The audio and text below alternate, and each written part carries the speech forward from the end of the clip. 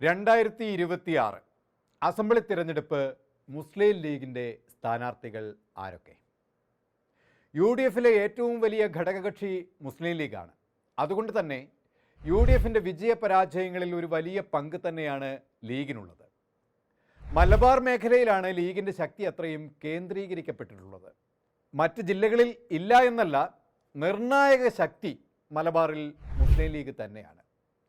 ഇക്കഴിഞ്ഞ നിയമസഭാ ഇലക്ഷനിൽ 27 സീറ്റിലാണ് ലീഗ് മത്സരരംഗത്തുണ്ടായിരുന്നത്. അതിൽ 15 വിജയിക്കുകയും ചെയ്തു.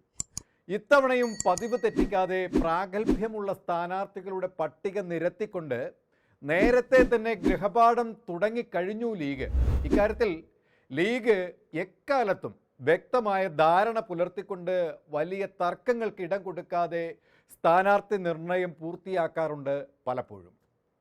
2025 മുതൽ മുസ്ലിം ലീഗിൽ വലിയ മാറ്റങ്ങളുടെ തീരുമാനങ്ങൾ ഉണ്ടായിട്ടുണ്ട്. എല്ലാ കാലത്തു നിന്നും വിഭിന്നമായി വനിതാ പ്രാതിനിധ്യം വർദ്ധിപ്പിച്ചുകൊണ്ടും നേതൃനിരയിൽ വനിതകൾക്ക് സ്ഥാനങ്ങൾ നൽകിയുമാണ് മാറ്റത്തിൻ്റെ പുലർ വെളിച്ചം ലീഗ് തൂവുന്നത്. കാലത്തിൻ്റെ മാറ്റം ഉൾക്കൊണ്ട ഇത്തരം നീക്കം ലീഗിനെ കൂടുതൽ ഉയരങ്ങളിലേക്ക് ഇനിയും വളർത്തുമെന്നതിൽ യാതൊരു തർക്കവുമില്ല. ഇപ്പോഴിതാ ഔദ്യോഗികമായി അല്ലെങ്കിൽ കൂടി ഏകദേശ ധാരണയോടെ ലീഗിൻ്റെ സ്ഥാനാർത്ഥി പട്ടിക പുറത്തുവിട്ടിരിക്കുകയാണ്. ആ സ്ഥാനാർത്ഥി പട്ടിക നമുക്കൊന്ന് പരിശോധിച്ച് നോക്കാം. മഞ്ചേശ്വരത്ത് നിന്ന് നമുക്ക് ആരംഭിക്കാം. ഇപ്പോൾ മഞ്ചേശ്വരത്തിൻ്റെ MLA ആയ അഷ്റഫ് ആണ്. ജനകീയ വിഷയങ്ങളിലെല്ലാം തന്നെ കാര്യപ്രാപ്തിയോടെ മണ്ഡലം മുഴുവൻ ഓടി നടക്കുന്ന ഊർജ്ജസ്വലനായ അഷ്റഫ് തന്നെ ആവും അടുത്ത തവണ അവിടുത്തെ സ്ഥാനാർത്ഥി. അടുത്ത മണ്ഡലം അഴീക്കോടാണ്. നിലവിൽ CPMലെ സുമേഷാണ് അവിടെ MLA. സുമേഷിനെതിരെ ലീഗ് അവിടെ അഡ്വക്കേറ്റ് ഫാത്തിമ തഹ്ലിയെ രംഗത്തിറക്കാനാണ് തീരുമാനം. ലീഗിൻ്റെ ചരിത്രത്തിൽ ഇതുവരെയില്ലാത്ത ഒരു തീരുമാനമാകും ഇത്.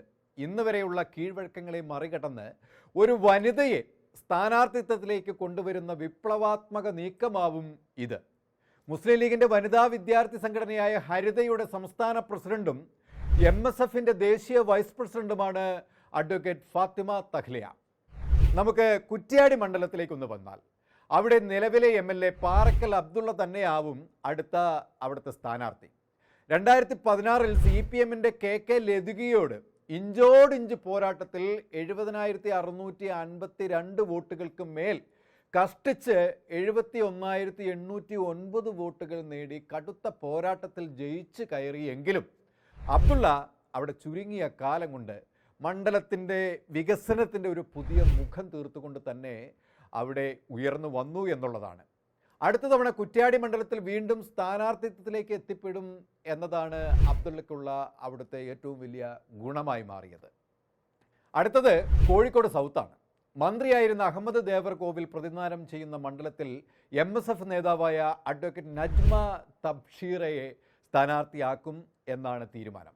MSF എന്ന വിദ്യാർത്ഥി രാഷ്ട്രീയത്തിലൂടെ വളർന്ന ലീഗിൽ തന്നെ അവകാശങ്ങൾക്ക് വേണ്ടി ശബ്ദമുയർത്തി ലീഗ് രാഷ്ട്രീയ കേരളത്തിൽ സ്ത്രീത്വത്തിൻ്റെ ശബ്ദമായ ശക്തയായ വനിതാ നേതാവാണ് നജ്മ തബ്ഷീറ. ഇനി വള്ളിക്കുന്നിലേക്ക് വന്നാൽ വള്ളിക്കുന്ന് മണ്ഡലത്തിൽ അവിടെ PK നവാസ് എന്ന MSFൻ്റെ നേതൃസ്ഥാനത്തുള്ള യുവത്വം നാളെ വള്ളിക്കുന്നിനെ നയിക്കാൻ ലീഗ് കൈപിടിച്ച് ഏൽപ്പിക്കുകയാണ്. അത് PK നവാസിനെ ആയിരിക്കും. അടുത്തത് ഏറനാട് മണ്ഡലമാണ്. PK ബഷീറാണ് അവിടെ ലീഗ് സ്ഥാനാർത്ഥി. എക്കാലത്തെയും സരസനായ ലീഗ് നേതാവായ സീതി ഹാജിയുടെ മകനായ PK ബഷീറും സരസമായ പ്രസംഗ ശൈലിയിലൂടെ കേരളത്തിൽ അംഗീകരിക്കപ്പെട്ട ഒരു നേതാവാണ്. PK ബഷീർ ആ ഏറനാട്ടിൽ അടുത്ത തവണയും സ്ഥാനാർത്ഥിയാകും എന്നുള്ളത് ഉറപ്പാണ്. മഞ്ചേരിയിലേക്ക് വന്നാൽ ഇപ്പോൾ മഞ്ചേരിയിൽ MLA ലത്തീഫാണ്. അദ്ദേഹം തന്നെ ആയിരിക്കും അവിടെ അടുത്ത തവണ ലീഗ് സ്ഥാനാർത്ഥി എന്നാണ് പുറത്തു വരുന്ന വിവരങ്ങൾ.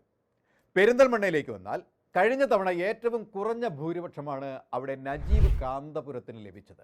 എന്നാൽ മണ്ഡലത്തിലെ പ്രവർത്തന മികവ് കൊണ്ട് തന്നെ പെരിന്തൽമണ്ണയിൽ നജീബ് കാന്തപുരത്തിൻ്റെ പേരല്ലാതെ മറ്റൊരു പേര് ഇല്ലാതാനും. താനൂർ മണ്ഡലത്തിലേക്ക് വന്നാൽ അഡ്വക്കേറ്റ് PK ഫിറോസ് ആണ് അവിടെ ലീഗിൻ്റെ സ്ഥാനാർത്ഥി.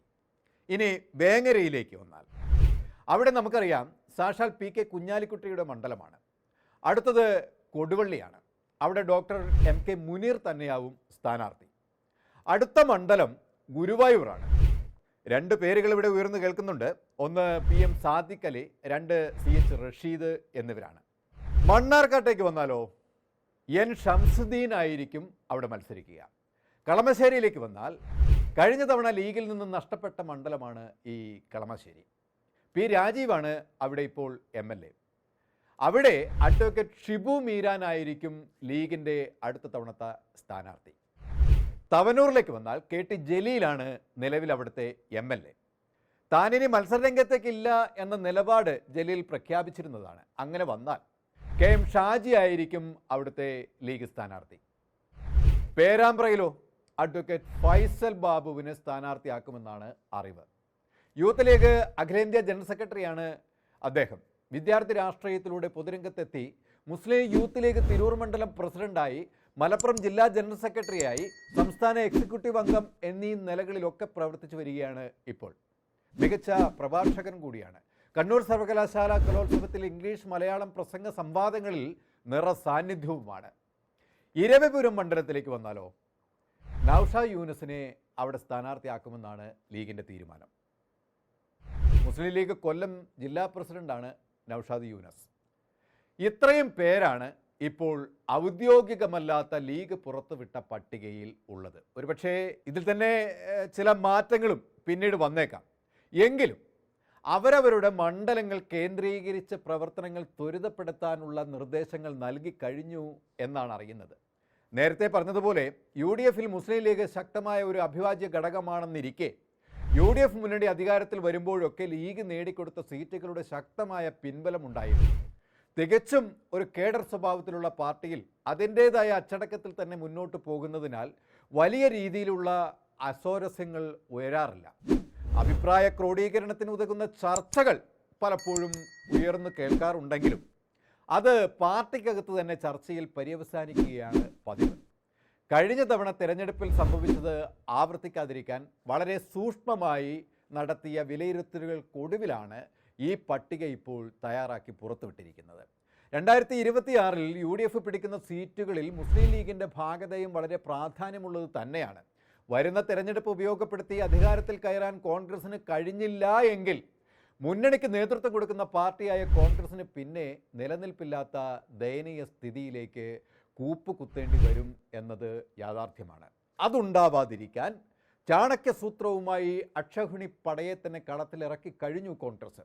ഇപ്പോൾ ഭരണപക്ഷമായ LDF CPMനെ ധർമ്മമില്ലാത്ത കൗരവ പക്ഷത്ത് നിർത്തി പഞ്ചപാണ്ഡവരുടെ ധർമ്മപരിപാലന യുദ്ധം പോലെയാണ് കോൺഗ്രസ് 2026 തിരഞ്ഞെടുപ്പിനെ കാണുന്നത്. ധർമ്മപരിപാലനത്തിനായുള്ള പോരാട്ടത്തിൽ മുന്നിൽ നിന്ന് നയിക്കുന്ന കോൺഗ്രസിന് UDFനെ അധികാരത്തിലെത്തിക്കാൻ സാധിക്കുമെന്ന് ഉറപ്പ് തന്നെയാണ്. കൂടുതൽ വാർത്തകൾക്കും വിശേഷങ്ങൾക്കും ഞങ്ങളുടെ channel like, share and subscribe ചെയ്യുക. കൂടാതെ സബ്സ്ക്രൈബ് ബട്ടണിലെ ബെൽ ഐക്കൺ എനേബിൾ ചെയ്യാനും മറക്കരുത്.